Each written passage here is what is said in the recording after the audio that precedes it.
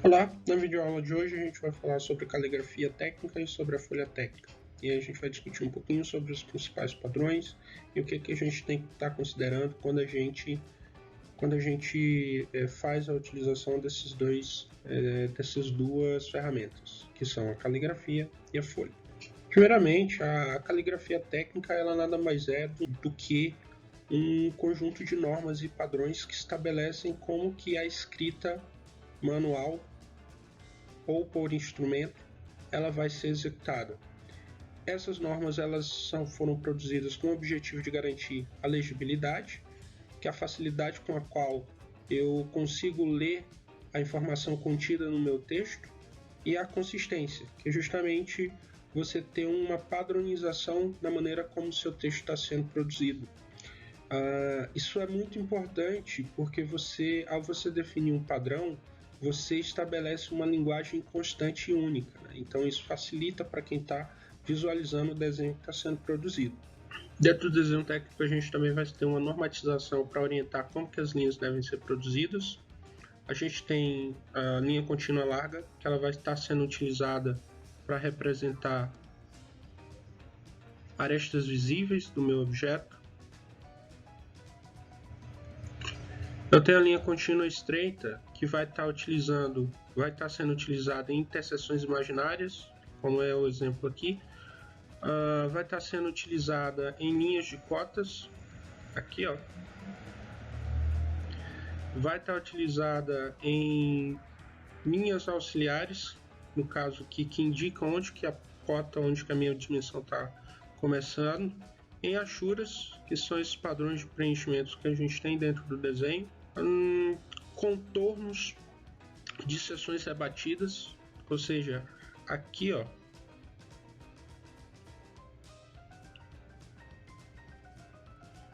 eu informo que essa peça, né, ela é exatamente igual do outro lado que não está sendo cortado.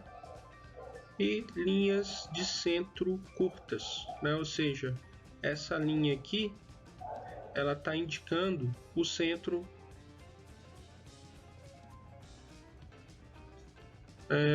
desse buraco.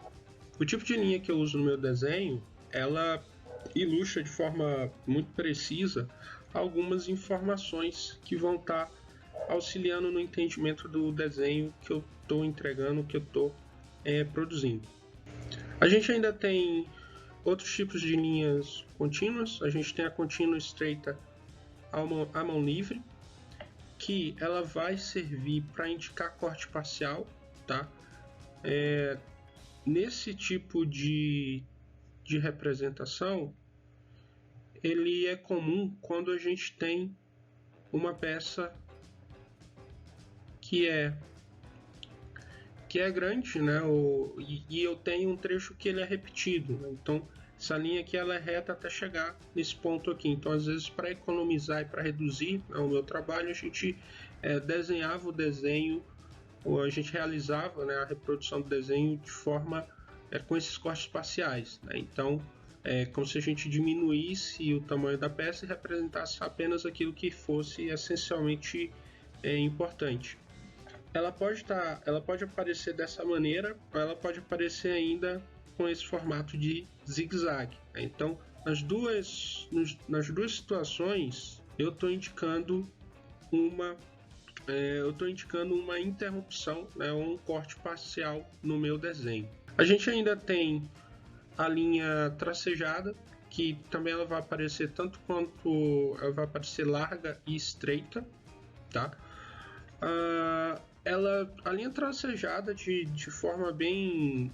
A linha tracejada, o uso mais frequente dela vai ser para indicar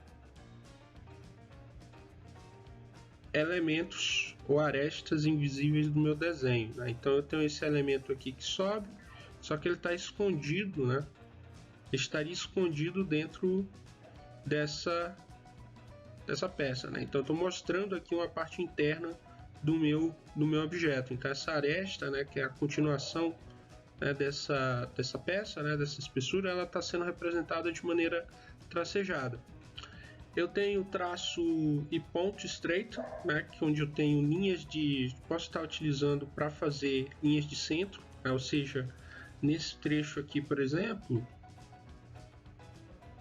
a gente está indicando o centro da peça, tá? Linhas de simetria. A linha de simetria ela basicamente vai informar que o que eu tenho de um lado vai acontecer do outro, né? Ou seja, que eu tenho duas partes exatamente iguais dentro do meu objeto. Linhas de trajetória, né? Então eu tenho esse elemento aqui, eu estou indicando como que ele se movimenta, né? Então essa linha de traço ponto, né, ela informa como que aconteceria a rotação desse elemento na minha peça. Eu ainda vou ter traço e ponto estreita, largo nas extremidades, que vai servir para indicar linha de corte. A gente tem traço ponto largo, a gente tem o traço ponto estreita, mais largo, ou seja, mais grosso nas extremidades, serve para indicação de corte de peças. A gente tem traço e longo largo, ou seja, onde eu tenho uma peça um pouco mais espessa, ela vai servir para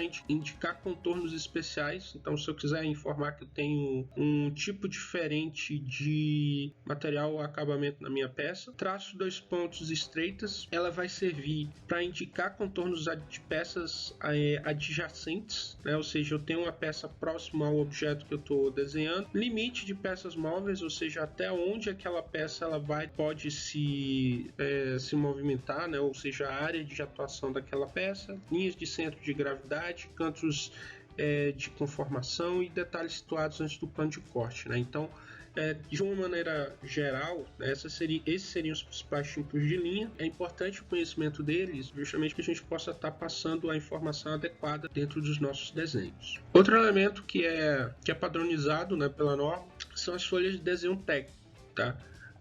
Essa norma ela vai estabelecer o tamanho da folha. Aqui no exemplo a gente tem uma folha 3 e uma folha 4. Ela vai estabelecer o espaço para o carimbo ou legenda e ela vai estabelecer as margens, tá?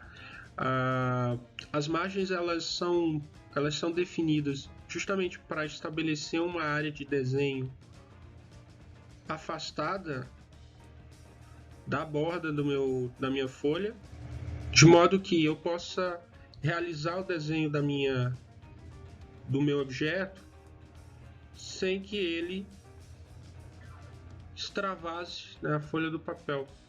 E aí percebam que a gente tem a espessura de 25 mm na margem esquerda e todas as demais elas são produzidas com 7 mm. Isso acontece para que eu possa grampear ou fixar os meus desenhos nessa margem sem correr o risco de prejudicar a peça ou o objeto que está sendo representado naquela folha. Como a gente falou, é estabelecido aí o tamanho dos papéis, né? Então, dentro, né, do tipo de trabalho que a gente vai estar trabalhando, que a gente vai estar desenvolvendo, a gente vai estar trabalhando basicamente com a A4 e com a A3. O A4 ele é essa folha de papel convencional que a gente tem, enfim, que é muito comum no nosso uso cotidiano, né, para impressão de documentos. O A3 já começa a ser um formato de papel um pouco maior, e o A3 ele corresponde ao dobro, né, do papel A4, né? Então, na realidade, à medida que você vai diminuindo a gradação, o papel ele vai dobrando de tamanho. 3 corresponde a 2 vezes o tamanho do A4. O A3 ele vai corresponder à metade do A2, que vai ser a metade do A1, que vai ser a metade do A0, né? Então a gente tem essas relações de tamanho entre essas folhas de papel. A gente vai estar trabalhando com essas margens nos nossos desenhos. Então a gente vai trabalhar sempre com a margem esquerda com 25 mm e a gente vai estar trabalhando com margens de 7 mm nas margens inferior, lateral direita e superior.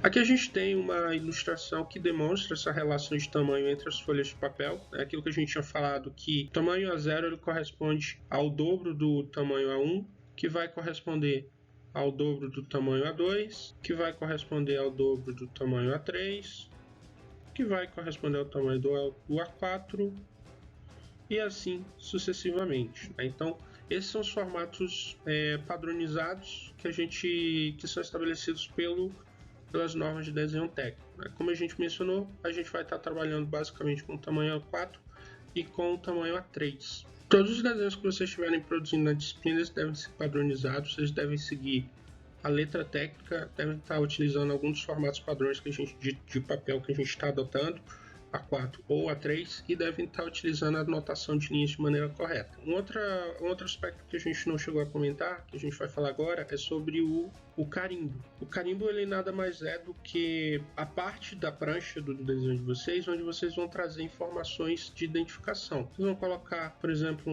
o nome da universidade, o nome do curso, semestre, a data, folhas de desenho, matrícula de vocês, nome do aluno e o exercício ou atividade que foi produzida ali naquele material.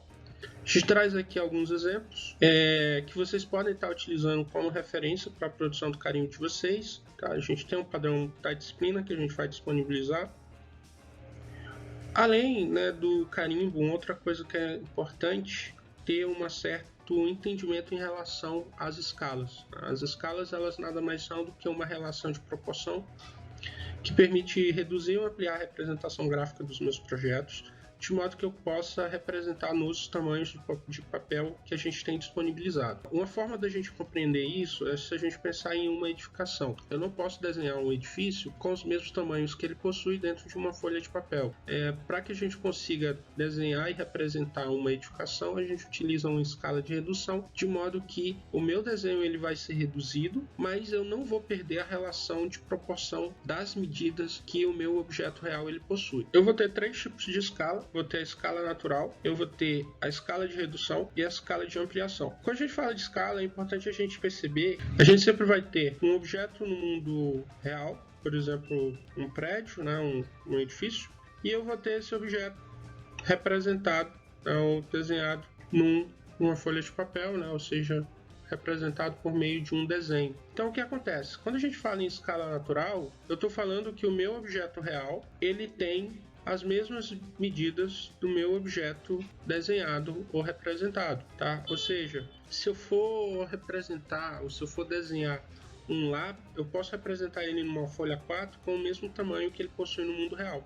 Então eu vou estar falando que eu vou estar trabalhando com a escala natural ou a escala de 1 para 1. Isso significa dizer que o tamanho do meu objeto no mundo real, ele tem o mesmo tamanho do meu desenho e vice-versa. O outro tipo de escala que a gente trabalha é a escala de redução. Como o nome ele já sugere, ele permite que eu reduza os tamanhos, né, do meu objeto no mundo real para que eu consiga desenhar ele em um tamanho menor, né, em um tamanho reduzido, sem que eu perca aí as relações de tamanho e de proporção de suas medidas. Eu vou ter a escala de ampliação, como o nome ele já informa, ele vai permitir que eu amplie elementos muito pequenos. Então imagine que eu tenha um parafuso. Então eu vou precisar, para detalhar esse parafuso, né, de forma precisa, eu vou precisar ampliar esse parafuso para que eu possa estar apresentando de forma correta todas as suas dimensões. Então aí no caso eu vou estar tendo um objeto, eu vou estar tendo um desenho que vai ser maior do que o meu objeto no mundo real. Então, as escalas elas vão permitir, né, esse tipo de relação, né, esse tipo de trabalho. Só para consolidar mais a questão da escala de ampliação e da escala de redução, quando ela aparecer nos nossos desenhos, eu sempre vou ter um número 1, que vai estar se referindo ao objeto no seu tamanho natural, e vou ter um número maior ou menor, dependendo da situação, que vai se referir à escala de proporção do desenho em relação ao objeto real. Então, se eu tenho aqui 20 para 1, eu estou informando que o meu desenho ele é 20 vezes maior do que o meu objeto no mundo real. Quando eu tenho 10 para 1, por exemplo, eu estou informando que o meu desenho ele é 10 vezes maior do que o meu objeto no mundo real. No caso da escala de redução, é bem semelhante. A diferença é que o numeral 1, né, que representa o objeto no mundo real, ele vai estar à esquerda e a variação vai estar acontecendo à direita. Então, se eu tenho 1 para 2, significa que o meu objeto ele foi reduzido no meu desenho 2 vezes. Se eu tenho de 1 para 200, por exemplo, eu estou informando que o meu objeto ele foi reduzido no desenho em 200 vezes, e assim sucessivamente. E de novo, né, a escala natural é aquela em que o meu objeto real ele tem o mesmo tamanho do meu desenho, tá? Então, essas são as principais características das escalas.